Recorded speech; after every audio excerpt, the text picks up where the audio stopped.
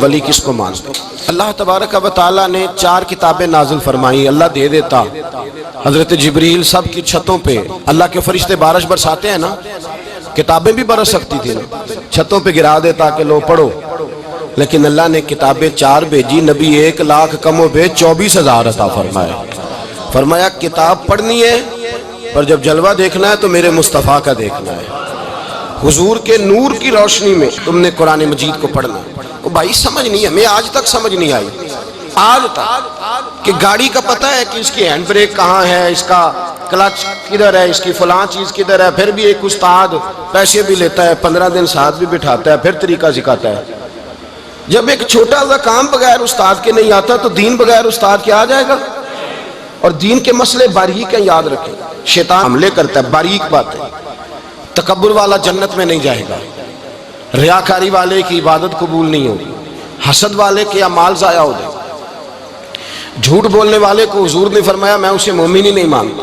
اب یہ ساری چیزیں جو باطنی نقص ہیں، یہ بیماریاں ہیں باطن کی، آپ اگر دوائی نہ لیں تو آپ کے جسم کی بیماری نہیں جاتی، درویش کے پاس نہ جائیں تو آپ کی روح کی بیماری نہیں جاتی۔ جھوٹ نہیں چھوٹ سکتا، بدی نہیں چھوٹے گی۔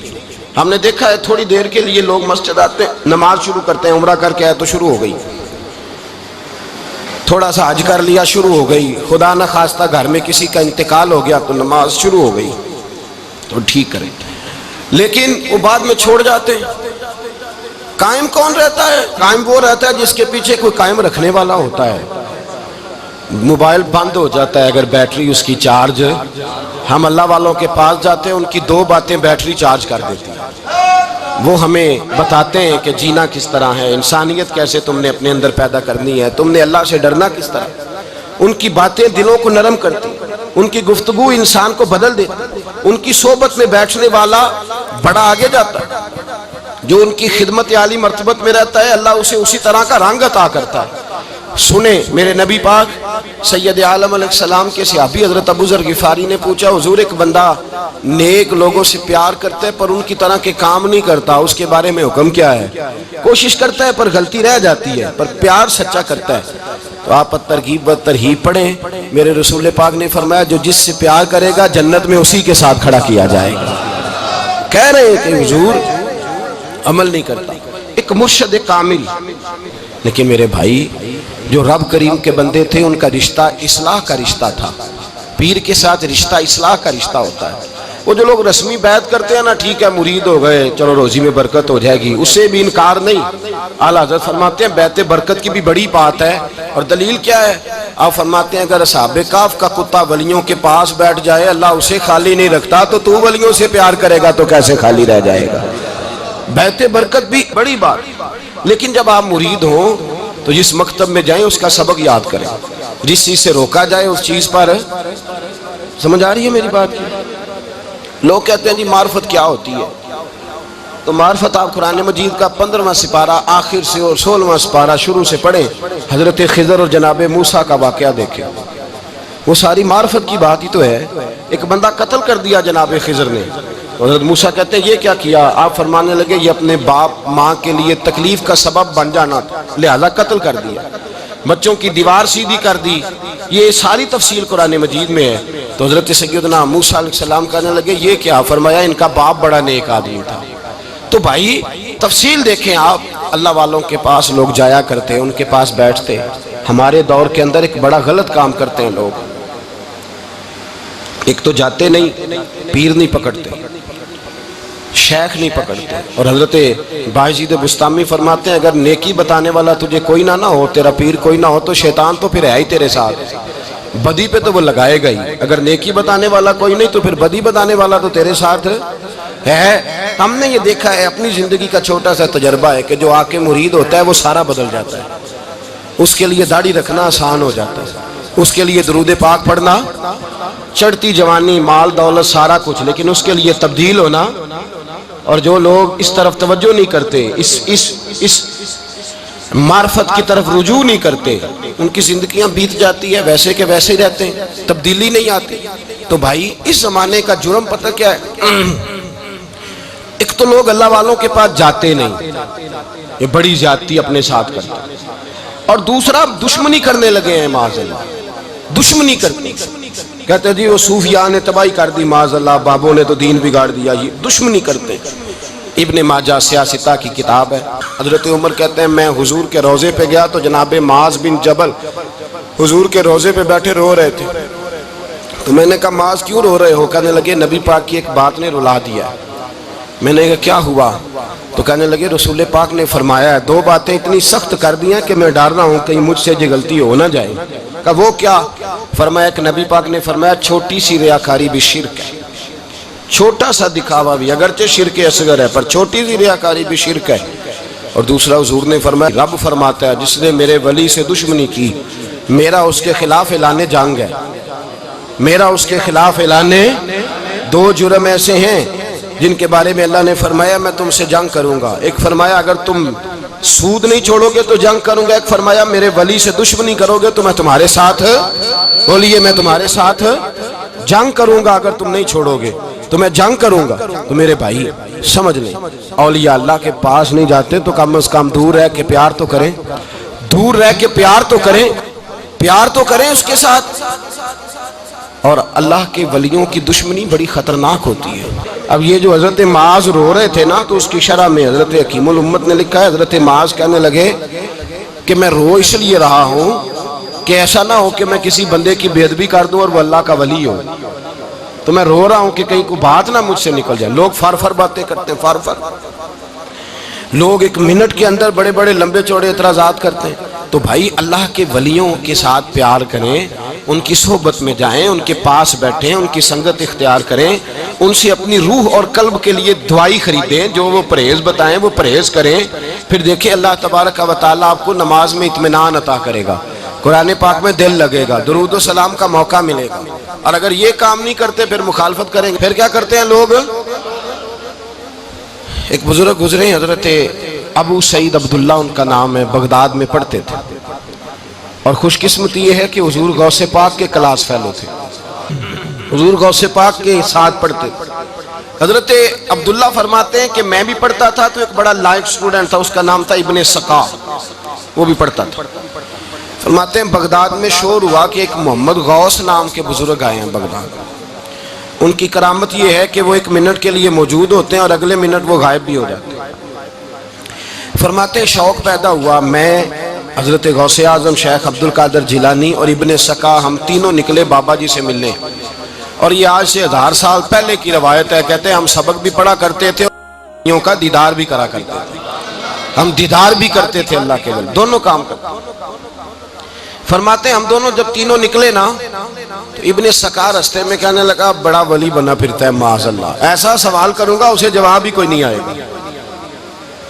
آپ فرماتے ہیں میں نے کہا نہیں جی میں سوال تو میں بھی کروں گا، سوال تو بولیے سوال تو میں بھی کروں گا، پر میں دیکھوں گا وہ جواب کیا دیتے ہیں، دیکھوں گا۔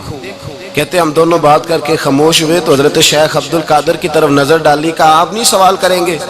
تو غوث اعظم فرمانے لگے میں سوال نہیں کروں گا، بس رب کے بندے کا دیدار کروں گا، بس اللہ کے بندے کا دیدار کروں گا۔ اور فرماتے ہیں کہ ہم پہنچے بابا جی کے کمرے میں، گئے تو بابا جی موجود تھے، ہم جا کے بیٹھے تو بابا جی غائب ہو گئے۔ تھوڑی دیر گزری تو آئے، سلام کے بعد پہلے لفظ پتہ ان کے کیا تھے؟ کہنے لگے ابن سقا تو کیا کہتا تھا ایسا سوال کروں گا جواب نہیں آئے گا؟ میں تیرے اندر سے کفر کی بو دیکھ رہا ہوں، کفر کی بو دیکھ رہا ہوں، تو رب کے بندے سے دشمنی کرتا ہے۔ اور فرمانے لگے او ابو عبداللہ تو کہتا تھا کہ میں دیکھوں گا وہ کیا جواب دیتے ہیں۔ فرمایا تو کافر تو نہیں ہوگا پر دنیا دار ضرور ہو جائے گا۔ کہتا پھر بابا جی نے رخ پھیرا غوث پاک کی طرف اور کہنے لگے عبد القادر تو کہتا تھا میں رب کے بندے کا دیدار کرنے جا رہا ہوں، فرمایا جا میں تجھے دعا دیتا ہوں جب تک تیرا قدم نہیں لگے گا اللہ کسی کو ولایت عطا نہیں کرے گا، جا میں تجھے دعا دیتا ہوں جب تک تیرا قدم نہیں لگے گا رب کسی کو ولایت۔ حضرت ابو عبداللہ فرمایا کرتے تھے ہم آ گئے، ابن سقا پھر نہ مانا، کہنے لگا نہیں نہیں ایسے ہی بات کر دی ہے، اس تو کوئی علم غیب ہے معاذ اللہ۔ کہتے ہم نے دیکھا وہ سب سے بڑا عالم بنا، مناظر بنا، بڑی تقریریں کرتا، واضح کرتا۔ پھر وہ روم چلا گیا، روم کے بادشاہ نے اسے وزیر اوقاف بنا لیا۔ پھر ایک دن روم کے اس عیسائی بادشاہ کی بیٹی اسے پسند آ گئی، کہنے لگا میں نے شادی کرنی ہے۔ کہتے ہیں بادشاہ کہنے لگا کر دوں گا شادی، پر تجھے عیسائی ہونا پڑے گا۔ کہتے ہیں مارا قسمت کا معاذ اللہ ثم معاذ اللہ، نقل کفر کفر نہ باشد، عیسائی ہو گئے۔ آپ فرماتے ہیں مجھے بھی ایک بادشاہ نے بلا لیا، اس نے مجھے بھی ایک عہدہ دے دیا، میری بھی دنیا میرے کانوں تک آ گئی، بڑی جان چھڑاتا ہوں دولت سے، مال سے، شہرت سے، پر میری چھوٹتی نہیں۔ آپ فرماتے ہیں ہوش اس دن آئی جس دن بغداد کے منبر پر بیٹھ کر اور 70,000 کے مجمع میں کھڑے ہو کے غوث اعظم نے فرمایا آؤ بھائی، جس نے ولایت لینی ہے عبد القادر کے پاس آؤ، میں قدم رکھتا جاؤں گا، اللہ ولایت عطا کرتا چلا جائے گا، آؤ میرے پاس میں ولایت دیتا ہوں۔ ہر مشکل دی کنجی یارو ہاتھ مرداں دے آئی، تے مرد نظر کرے جس ویلے مشکل رہے نہ کائی۔ لوگ دشمنی کرتے ہیں، اللہ والوں سے اللہ ملتا ہے، اللہ کے بندوں سے معرفت کا حسن ملتا ہے، اللہ کے بندے بیعت اپنی کرتے ہیں، جھکاتے اللہ کی بارگاہ۔ اللہ تبارک و تعالیٰ کے بندوں کے پاس بیٹھنے سے رسول اللہ کا پیار ملتا ہے، اللہ کے بندوں کی صحبت حضور کے دروازے تک لے جاتی ہے، رب کریم کے بندوں کی صحبت عاجزی سکھاتی ہے، اللہ کے بندوں کے پاس بیٹھنے والے اللہ اللہ کرنے لگتے ہیں، رب کریم کے بندوں کے پاس بیٹھنے والوں کو سجدے کا نور حاصل ہوتا ہے۔ اور میرے بھائی اگر تو نے کسی کے ہاتھ میں ہاتھ دیا ہو تو ملے گا کیا؟ ملے گا کیا؟ خواجہ نظام الدین محبوب الہی رحمت اللہ علیہ کھڑے تھے تو ایک آدمی حلوائی کی دکان پہ کچھ چیز لینے آیا، کوئی درویش سادہ سا آدمی چھوٹی سی مسجد سے نکلا، حلوائی سے کہا دے دے، حلوائی کہا چل دوڑ جا، تو روز آگے کھڑا ہو جاتا ہے، جب سارے آتے ہیں تب آیا کر، غریب گاہک نا، تو حلوائی نے جھڑک دیا، اس درویش کو جوش آ گیا، کہنے لگا میرے ساتھ بدتمیزی نہ کرنا ورنہ میں تیری دکان الٹ کے رکھ دوں گا، میں تیری دکان الٹ دوں گا۔ کہنے چل دوڑ جا، بڑے دیکھے ہیں تیری طرح کے دکان الٹنے والے۔ حضرت نظام الدین محبوب الہی گزر رہے تھے، حلوائی کی نظر پڑی تو دوڑ کے دست بوسی کرنے آیا، کہنے لگا حضور السلام علیکم۔ آپ فرمانے لگے اس کے ساتھ بد اخلاقی نہ کر، تیری دکان واقعی الٹ جائے گی۔ کہا حضور کس طرح؟ یہ تو ایسے ہی سادہ سا ہے۔ آپ فرمانے لگے یہ بھی سادہ ہے، اس کا پیر بھی اسی طرح کا ہے، پر دادا پیر بڑا باکمال ہے، وہ جس کے ہاتھ میں اس کا ہاتھ ہے وہ بڑا باکمال ہے۔ فرمایا وہ تیار کھڑا ہے، وہ کہتا ہے چلو نالائق ہوا تو کیا ہوا، بچہ تو ہمارا ہی ہے نا، کہہ دے گا تو الٹ دیں گے، بچہ تو ہمارا ہی ہے نا، مجھے دشمنوں نہ چھیڑو، میرا ہے کوئی جہاں میں ابھی پکار لوں گا، نہیں دور ہے مدینہ۔ یہاں کوئی لاوارث لوگ بستے ہیں، خدا کے فضل سے ہم پر ہے سایہ غوث اعظم کا، ہمیں دونوں جہاں میں ہے سہارا غوث اعظم کا، خدا دے گا منادی حشر میں یہ قادریوں کو، کہاں ہے قادری کر لے نظارہ غوث اعظم کا۔ اور اس سے مراد ہر پیار کرنے والا ہے، صرف سلسلے میں آنے والا نہیں، ہر پیار کرنے والا قادر۔ بھائی سمجھ لیں، یاد رکھیں، اس بات کو پرکھیں، اللہ والوں کی صحبت تو انسان کو کمال کر دیتی ہے، وہ تو نواز دیتی ہے، وہ تو نورن۔ ایک بات اور ہے، کچھ لوگ کہتے ہیں کتنی فرما برداری کرنی چاہیے پیر کی؟ میں نے کہا وہ روحانی طبیب ہوتا ہے، ایک ڈاکٹر سے دوائی لے کے بندہ ایک ڈاکٹر سے دوائی لے تو پھر ساتھ اگلی دکان پہ بھی چلے جانا چاہیے، کیوں جی؟ کی پتہ کتھوں رام آ جائے، ایک سے دوائی لی پھر ساتھ ہی اگلی دکان پہ، پھر اس سے اللہ جانے کہیں سے شفا مل جائے، کدھر سے شفا مل جائے۔ اور بھئی ایسے نہیں ہوتا، دوائی تو ایک حکیم سے کھائے گا، ایک ڈاکٹر کی کھائے گا، جو پرہیز بتائے گا وہ پرہیز، اگر طبیعت ٹھیک نہیں ہوگی تو دوبارہ جائے گا، وہ کہے گا میں نے تیری دوائی بھی بدل دیا، تیری پرہیز بھی بدل دی، اور ایک وقت آئے گا کہ انشاءاللہ شفا۔ حضرت علی بن ہیتی حضور غوث اعظم کے خلیفہ تھے، ان کے مرید تھے علی بن جوسکی نام تھا۔ حضرت غوث اعظم رضی اللہ تعالیٰ عنہ اپنے خلیفے سے ملنے آئے تو آگے سے ان کے بھی اپنے مرید کو کہا کہ چل پیر صاحب کے قدم دبا۔ وہ غوث اعظم کے قدموں میں بیٹھنے کی بجائے اپنے پیر کے قدموں میں بیٹھ گئے، دبانے لگے، ڈانٹا، کہنے لگے تیرا دماغ ٹھیک ہے، چل حضور غوث اعظم کے قدم دبا۔ وہ پھر اٹھے، گھوم کے پھر ان کے پیروں میں بیٹھ گئے۔ تو حضرت علی بن ہیتی نے جلال کیا، فرمانے لگے تجھے خیال نہیں آتا میں تو اب تجھے غوث پاک کے سپرد کرنے والا ہوں، تیری زیادہ تکمیل ہو جائے۔ جب یہ بات کہی تو حضرت علی بن جوس کی رو پڑے، چیخے مار کے روئے، وہ روئے تو غوث پاک بھی روئے، اور فرمانے لگے علی بن ہیتی اسے مجھے نہ دے، یہ جس پستان سے دودھ پینے کا عادی ہو گیا اب اسے کسی اور جگہ مزہ نہیں آئے گا، اسے یہیں رہنے، یہیں رہنے دے. بڑا اعتراض ہے لوگوں کو بہشتی دروازے پر. بہشتی دروازہ کہتے ہیں جنت اتنی اونچی تھی نیچے کیسے آ گئی؟ میں نے کہا تم نے پڑھا نہیں نا قرآن و حدیث. جنت بڑی اونچی تھی پر میرے نبی نے فرمایا میں نے ماں کے قدموں کے نیچے لا کے رکھ دیا. تم نے پڑھی نہیں نا، اصل میں پڑھی نہیں. تمہیں کیا پتا کبھی کسی چیز پہ اعتراض. ہم تھوڑا کہہ رہے ہیں کہ جو بہشتی دروازے سے گزر گیا ایک فضیلت ہی ہے نا جی. ایک ہر مسجد جنت ہے کہ نہیں؟ بولے. حضور نے فرمایا جنت کی کیاریوں کے پاس سے گزرو تو کچھ کھا لیا کرو. جب ہر مسجد جنت ہے تو بابا فرید کی مسجد جنت کیوں نہیں ہو سکتی؟ عجیب چکر ہے. اور بندے بھی کہتے ہیں وہ جی فلانا گیا تھا تو کہتا ہے میں جنتی ہوں. بھائی کس نے کہا؟ بلکہ ایک بڑی اعلیٰ حضرت کے ایک مرید ہوئے مولانا حشمت علی خان صاحب. حضرت مولانا حشمت علی خان صاحب رحمۃ اللہ تعالیٰ علیہ نا پاک پتن سے واپس آ رہے تھے تو بس کی چھت پہ بیٹھے تھے. تو کہتے ہیں رستے میں نا ایک دو بندہ آ گیا جس کو تنقید کی عادت تھی اللہ والوں پہ. مجھے کہنے لگا مولوی کہاں سے آ رہے ہو؟ میں نے کہا پاک پتن شریف سے. پاک پتن سے. کہنے لگے میرے کپڑے سونگنے لگا. کہنے لگا بہشتی دروازہ گزرے ہو؟ میں نے کہا گزرا ہوں. تو کہنے لگا پھر جنت کی خوشبو نہیں آ رہی؟ نبی پاک نے تو فرمایا تھا کہ 500 سال جنتی دور ہوگا تو اس کی خوشبو آئے گی، تم سے نہیں آ رہی. مولانا بڑے حاضر دماغ تھے. کہنے لگے ایک حدیث پڑھی ہے ذرا دوسری بھی پڑھ لینی تھی. نبی پاک نے فرمایا جہنمی کو جنت کی خوشبو کوئی نہیں آئے گی. ایک ہی پڑھی ہے تو نے، اگلی بھی پڑھ لینی تھی. کہتے ہیں وہ بندہ کہنے لگا روکو بس مجھے نیچے اتار دو. یہ تو کوئی تگڑا بندہ ہی جواب دینے والا آ گیا. ایک ہی پڑھی ہے حدیث تو نے، سے اگلی نہیں پڑھی. شیخ کی خدمت، شیخ کی خدمت نواز دیتی ہے. اور پھر ایک اور بات، میرے حضرت صاحب تو حد کرتے ہیں. ایک جملے میں سمو دیتے ہیں سمندر.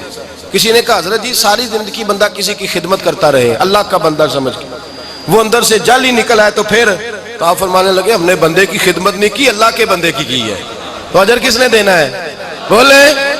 اول تو ایسا ہوتا نہیں، اول تو ایسا طلب پیدا کریں. آج لوگوں میں طلب نہیں. کہتے ہیں بڑیاں جگہ تے گیا ملیا کچھ نہیں. میں کہتے تیرے تے طلب نہیں پائی. طلب ہو تو کھانے کا مزہ. اعلیٰ حضرت فاضل بریلوی کا پیر خانہ مارہرہ شریف، وہاں کے ایک بزرگ تھے آل محمد ان کا نام تھا. ان کے پاس ایک بندہ آ گیا پڑھا لکھا بڑا سیانہ. کہنے لگا بابا میں نے بڑی خانقاہیں بڑے آستانے دیکھے پیر کوئی نہیں ملا. آپ مسکرائے.